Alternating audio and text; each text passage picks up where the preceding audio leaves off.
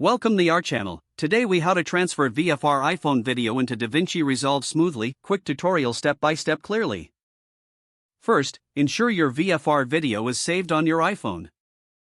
Connect your iPhone to your computer using a USB cable. Open the Photos app on your computer. Locate your iPhone in the Photos app. Select the VFR video you want to transfer. Click on the Import button to begin transferring the video. Once the transfer is complete, open DaVinci Resolve.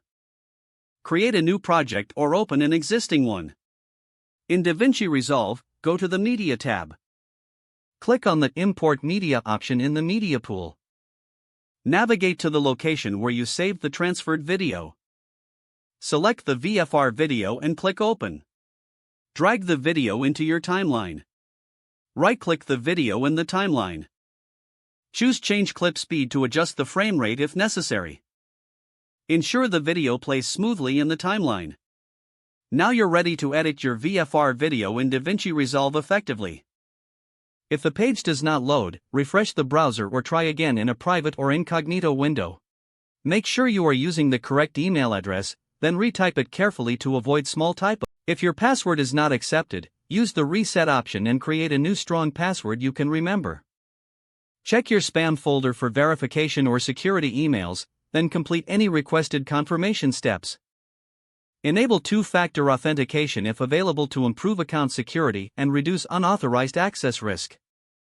After signing in, review your profile details so your contact information and settings are accurate and current.